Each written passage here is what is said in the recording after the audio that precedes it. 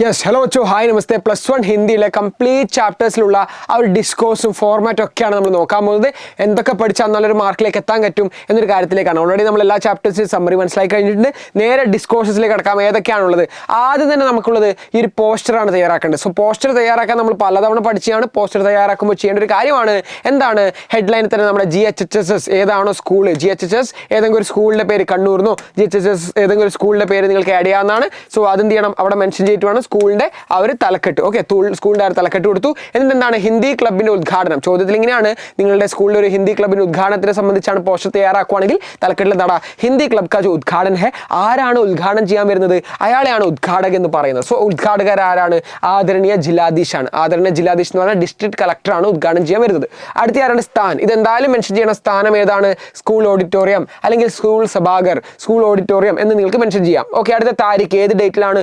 14 September 2025. Hindi ദിവസമാണ് 14 September. അതുകൊണ്ട് ആ ദിവസം തന്നെയാണ് ഹിന്ദി ക്ലബ്ബ് ഉദ്ഘാടനം ചെയ്യുന്നത്. ആ ഡേറ്റ് മെൻഷൻ ചെയ്തില്ലേ? സമയം എപ്പോഴാ? സുബഹ് 10 ബജെ, സബേരെ 10 ബജെ, രാവിലെ 10 മണിക്കാണ് സമയം. ഓക്കെ, എല്ലാവരെയും സ്വാഗതം ചെയ്തു. ഇത് എഴുതാൻ മറക്കരുത്. സബ്കാ സ്വാഗത് എന്ന് എഴുതിയിട്ട് എന്ത് ചെയ്യണം? ഹിന്ദി ക്ലബ്ബ് GHHS ആ ഒരു സ്കൂളിൻ്റെ പേരും കൂടെ മെൻഷൻ ചെയ്യണം. ആരാണ് നടത്തുന്നത് അവരും കൂടെ മെൻഷൻ ചെയ്താൽ നിങ്ങൾക്ക് ആ ഒരു പോസ്റ്ററിൻ്റെ ഫോർമാറ്റ് ആയി. ടീക്ക് വെച്ചോ, ഇതാണ് ആ ഒരു പോസ്റ്ററിൻ്റെ ഫോർമാറ്റ് എന്ന് പറയുന്നത്. നോട്ട് ചെയ്ത് വെച്ചോളൂ. പോസ്റ്റർ ചോദിച്ചു കഴിഞ്ഞാൽ നിങ്ങൾക്ക് എന്തായാലും എഴുതാൻ സാധിക്കണം. 6 മാർക്കാണ് പോസ്റ്റർ നിങ്ങൾക്ക് ലഭിക്കുന്നത്. അടുത്ത് നമുക്ക് പോയി കഴിഞ്ഞാൽ നിങ്ങൾക്ക് കാണാൻ സാധിക്കുന്നതാണ് ജസ്റ്റ് ഈ രീതിയിൽ നിങ്ങൾക്ക് പോസ്റ്ററിനെ ഒന്നുകൂടെ രസകരമാക്കി എഴുതാം. എങ്ങനെ എഴുതാം? കുറച്ചും കൂടി ഡെക്കറേഷൻ ആക്കി എഴുതുമ്പോൾ നല്ല രീതിയിൽ ഒരു ബോക്സ് വരയ്ക്കുന്നു. ഓക്കെ, നല്ലൊരു ബോക്സ് വരയ്ക്കുന്നു. എന്നിട്ട് എന്ത് ചെയ്യുന്നു? GHHS ഏതാണോ എഴുതുന്നു. എന്നിട്ട് എന്താണ്? ഹിന്ദി ദിവസ് സമാരോഹ ഓർ ഭാഷൺ പ്രതിയോഗിത. ഹിന്ദി ദിവസത്തിന്റെ ആ ഒരു പ്രോഗ്രാമോ അതുപോലെ തന്നെ എന്താണ്? ഇലക്യൂഷൻ കോമ്പറ്റീഷനും നമ്മൾ നടത്തുന്നു. 14 സെപ്റ്റംബർ 2023. ഉദ്ഘാടനം ആരാണ്? ആദരണീയ ജില്ലാധീഷ്. നല്ലൊരു ബോക്സിലേക്ക് ഇങ്ങനെ വരച്ചു. എന്നിട്ട് എന്താണ്? സ്ഥാനം ഏതാണ്? സ്കൂൾ സഭാഗർ. ഓക്കെ, അല്ലെങ്കിൽ സ്കൂൾ സഭാഭവൻ. അടുത്ത് എന്താണ്? സമയ സബേരെ 10 ബജെ, ഭാഷൺ പ്രതിയോഗിത, ഇലക്യൂഷൻ കോമ്പറ്റീഷൻ. അതിൻ്റെ പരിപാടിയായിട്ട് ഇലക്യൂഷൻ കോമ്പറ്റീഷൻ നടത്തുന്നു. 11 ബജെ സെ ഭാഷൺ ശുരു ഹോഗ കോമ്പറ്റീഷൻ. വിഷയം എന്താണ്? വിശ്വഭാഷ കെ റൂമെ ഹിന്ദി കാ വികാസ്. അതൊക്കെ ചോദ്യത്തിൽ തന്നെ തന്നിട്ടുണ്ടാവും. എന്നിട്ട് എപ്പോഴാണ്? സബ്കാ സ്വാഗത്, ജയ് ഹിന്ദ്, ജയ് ഭാഷ, യെസ് ജയ് ഹിന്ദ്, ജയ് ഹിന്ദി.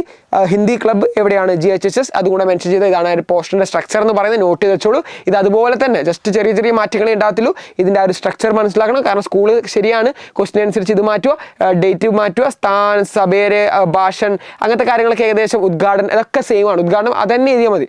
ആദരണീയ ജില്ലാധീഷ്. ഇതാണ് പോസ്റ്ററിൻ്റെ സ്ട്രക്ചർ. ക്ലിയർ അല്ലടാ?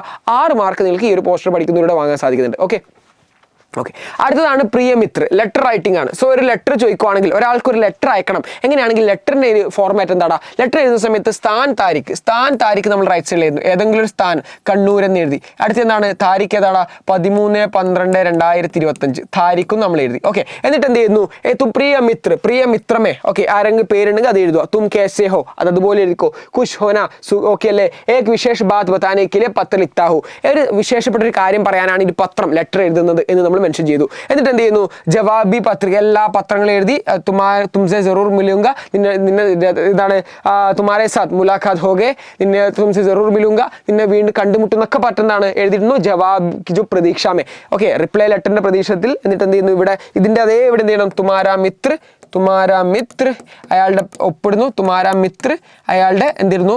ഒരു സിഗ്നേച്ചർ ഇടുന്നു. അയാളുടെ പേര് എഴുതുന്നു. അപ്പോൾ ആർക്കാണ് അയക്കുന്നത്? അവിടെയാണ് ഫ്രം അഡ്രസ് ചെയ്തത്. ഇവിടെയാണ് ഫ്രം എഴുതുക, ഇവിടെയാണ് ടു അഡ്രസ് ചെയ്തുക. സേവാമേ. ആർക്കാണോ അയക്കുന്നത് അയാളുടെ പേര്, അയാളുടെ അഡ്രസ്സ്, പത്ത. അതാണ് നമ്മൾ ലെറ്ററിന്റെ ഫോർമാറ്റ് എന്ന് പറയുന്നത്. ക്ലിയർ അല്ലടാ? ഈസി അല്ല? യെസ്. അടുത്ത് നമ്മൾ നോക്കുവാണെങ്കിൽ നമുക്കൊരു വിജ്ഞാപൻ ക്വസ്റ്റ്യൻ എന്തായാലും ഉണ്ടാവും. വിജ്ഞാപൻ നമുക്ക് ചോദിച്ചാൽ വിജ്ഞാപൻ ചോദിക്കുന്ന സമയത്ത് എങ്ങനെ എഴുതണം? ഫോർ എക്സാമ്പിൾ ഇങ്ങനത്തെ ഒരു ചോദ്യം വന്നു. എന്താണ്? Bazar may ഹാൽ he Ek pen, ഒരു പുതിയ പെന്ന് വന്നിട്ടുണ്ട്. അതിന്റെ സെയിൽസ് കൂട്ടാൻ വേണ്ടിയിട്ട് നിങ്ങളോട് എന്ത് ചെയ്യാൻ പറയാണ്? എന്താണ്? ഒരു വിജ്ഞാപൻ, ഒരു അഡ്വർടൈസ്മെന്റ്. വിജ്ഞാപൻ എന്ന് പറഞ്ഞാൽ അഡ്വർടൈസ്മെന്റ് ആണ്. ഒരു അഡ്വർടൈസ്മെന്റ് തയ്യാറാക്കാൻ പറ്റാവുള്ള അഡ്വർടൈസ്മെന്റ് എങ്ങനെ എഴുതാടാ? സുന്ദർ ലിഖാവട്ട് കെ ലിയെ, നല്ലൊരു എഴുത്തിനായി, നല്ലൊരു ഫോണ്ട് സ്റ്റൈൽ, നല്ലൊരു എഴുത്തിന് വേണ്ടിയിട്ട് എന്താടാ? എന്തെടുക്കാം? ഐ ഹാ നെയ് കലം വന്നിട്ടുണ്ട്. പുതിയ കലം, കലത്തിന്റെ കമ്പനിയുടെ പേര് നമ്മൾ എഴുതി മാനോ കലം എന്ന് എഴുതി. കലം കെ രാജ, പെന്നിന്റെ രാജാവാണ്. അല്ലെങ്കിൽ കാറ് വന്നാൽ എന്താടാ? കാറുകളുടെ രാജാവാണ് എന്നൊക്കെ എഴുതിയിട്ട് നമുക്ക് എടുക്കാം. അതിന്റെ വിശേഷത, അതിന്റെ ക്യാരക്ടറിസ്റ്റിക്സ് എവിടെ കിട്ടിയിട്ടുണ്ടായിരുന്നു? ക്യാരക്ടറിസ്റ്റിക്സ് ഇവിടെ ഉണ്ടായിരുന്നു. Okay, yes. ക്ലിയർ അല്ലടാ?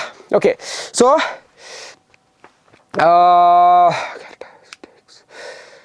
യെസ്, ക്ലിയർ അല്ലടാ? സോ അടുത്ത വിശേഷ ഓഫർ. ഒരു നല്ലൊരു ഓഫർ ഉണ്ട്. ഒരു കലം വാങ്ങുമ്പോൾ ഒരു പെൻസിൽ കിട്ടും. ഓക്കെ, ക്യാരക്ടർ ആ ഒരു പരിപാടി കംപ്ലീറ്റ് ആയി. നമ്മൾ ആ പെന്നിൻ്റെ എഴുതി.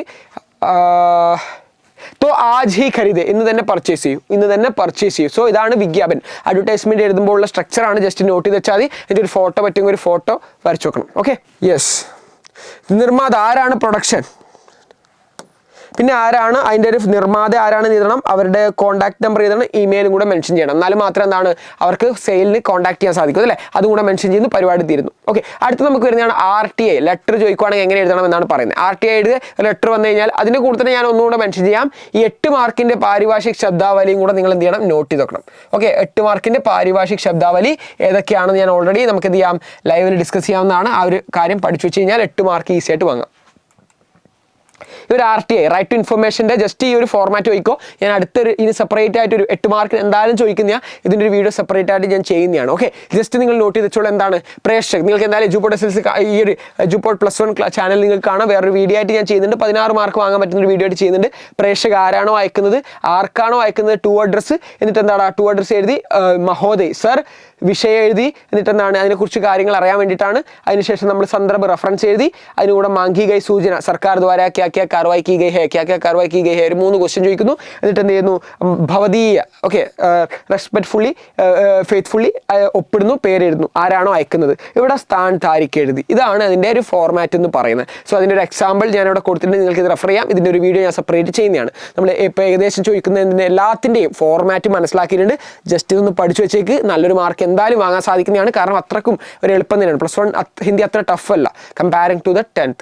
സോ ജസ്റ്റ് നിങ്ങളൊന്ന് പഠിച്ചു വെച്ചേക്ക്, നല്ലൊരു മാർക്ക് എന്തായാലും ഹിന്ദിയിൽ വാങ്ങാൻ സാധിക്കുന്നതാണ്. എല്ലാത്തിൻ്റെ ഫോർമാറ്റ് ക്ലിയർ ആണെന്ന് വിചാരിച്ചു.